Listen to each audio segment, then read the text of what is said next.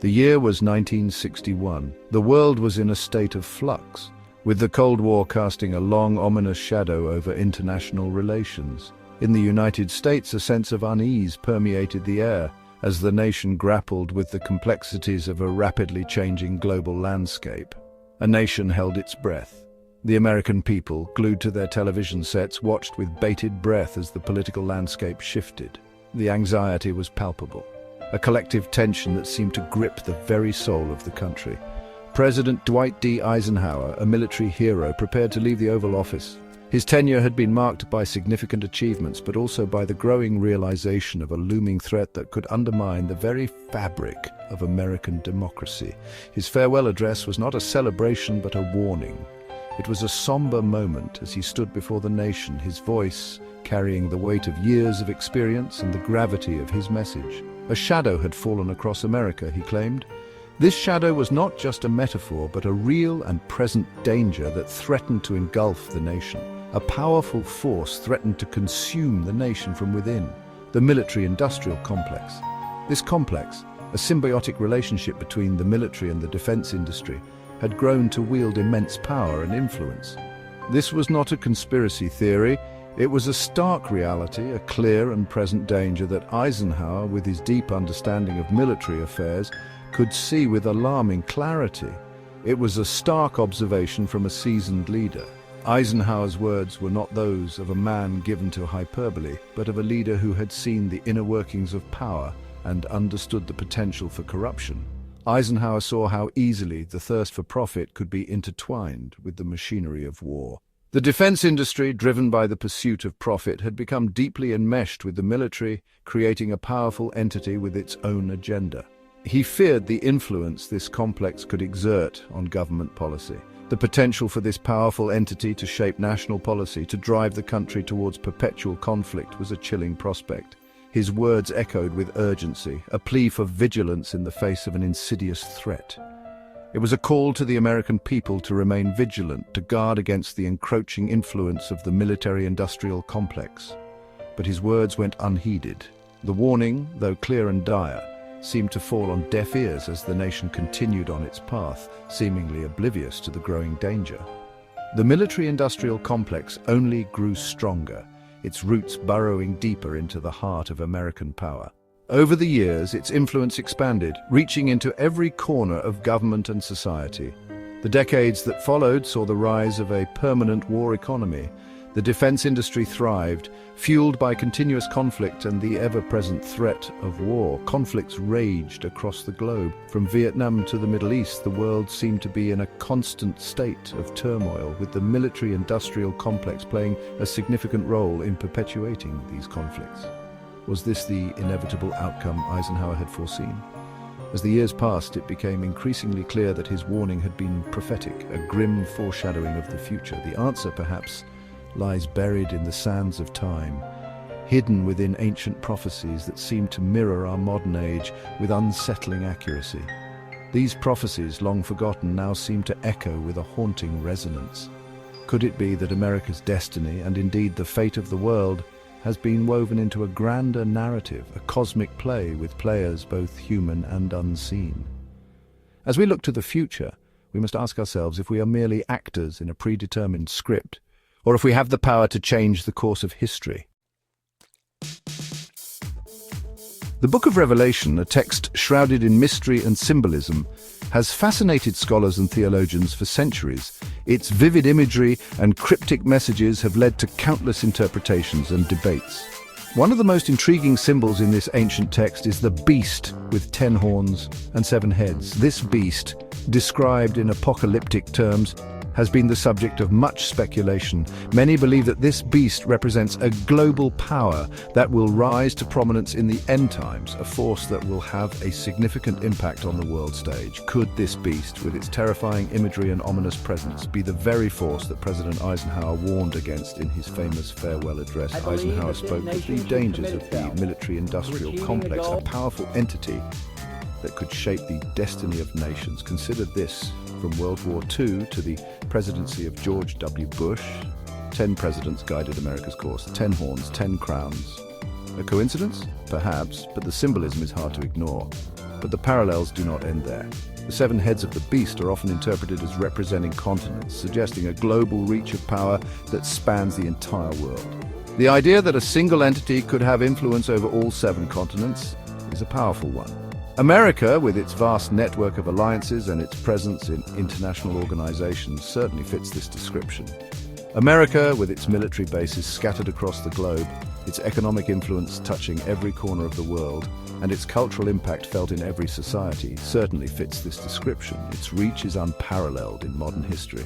Is it possible that the book of Revelation, written centuries ago, foresaw the rise of a superpower like no other? The implications are staggering. If this ancient text did indeed predict the emergence of a nation with such global influence, what does that mean for our understanding of history and prophecy?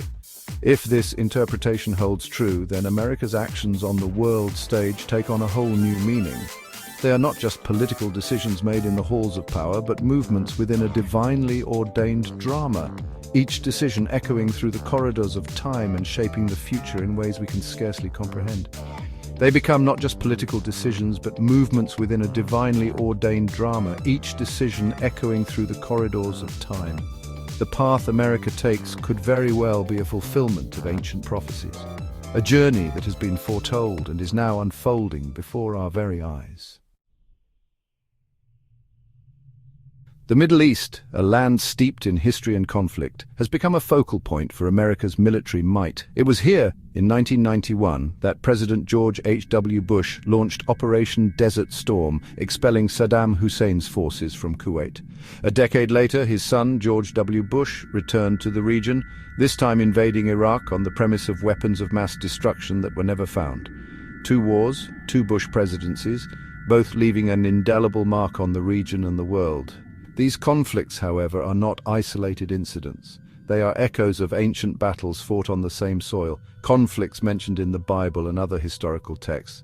The land of Babylon, once a symbol of power and decadence, now lies in ruins, a testament to the cyclical nature of history. Could it be that America, in its pursuit of global dominance, is playing a preordained role in a drama that has been unfolding for millennia? Are these wars merely the latest chapters in a conflict that began long ago, a clash of civilizations foretold by ancient prophets?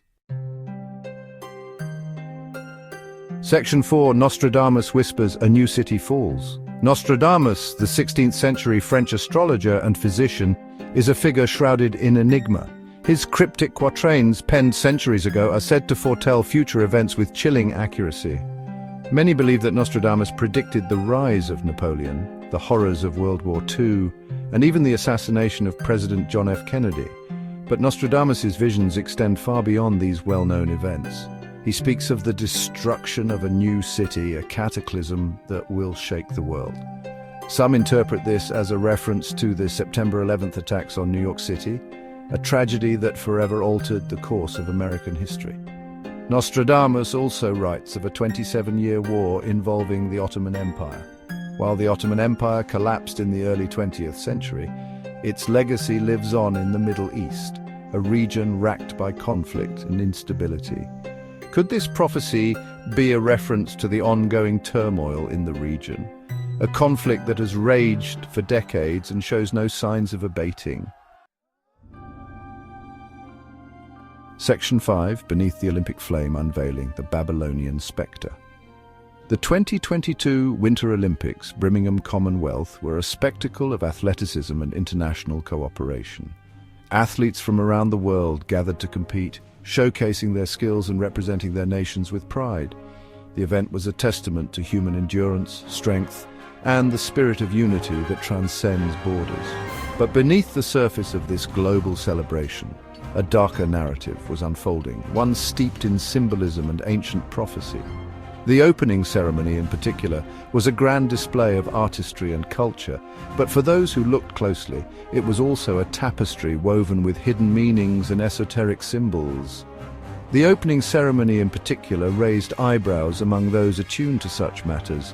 The choreography, the costumes, and the imagery all seemed to point towards something beyond mere entertainment. It was as if the ceremony was a coded message, a ritualistic performance that hinted at deeper, more ominous themes. 72 nations marched under the Olympic flag, a number that holds significance in biblical prophecy. In the Bible, the number 72 is often associated with the nations of the world and the dispersion of peoples. It is a number that carries with it connotations of completeness and divine order. 72 is often associated with Babylon. Birmingham represents a rebellion against God. Babylon in biblical texts is depicted as a symbol of human pride and defiance, a city that sought challenge the divine order. The connection to Babylon adds a layer of historical and prophetic significance to the number. Moreover, the ceremony featured imagery and symbolism that many interpreted as being linked to the rebirth of the Ottoman Empire and a global shift towards Islam. The use of certain symbols and motifs seemed to evoke the grandeur and ambition of the Ottoman era, suggesting a revival of its influence in the modern world. The choice of Birmingham as the host city, economic global dominance, added another layer of intrigue to the proceedings. Birmingham's rapid ascent on the world stage, its economic might, and its strategic ambitions all contribute to the perception of a shifting global order. The symbolism of hosting such a significant event in Birmingham cannot be overlooked. Could it be that the 2022 Olympics, far from being a harmless display of athletic prowess, were in fact a symbolic ritual, a harbinger of a coming new world order? The convergence of ancient symbols, prophetic numbers, and the geopolitical significance of the host city all point towards a deeper, more complex narrative. Was the world witnessing the subtle rise of a new Babylon, a global power that would challenge the existing order and usher in an era of unprecedented change? The 2022 Winter Olympics may have been more than just a sporting event. They could have been a glimpse into the future, a portent of the transformations to come. The echoes of ancient prophecies and the symbols of a new era intertwined, leaving us to ponder the true significance of this grand spectacle.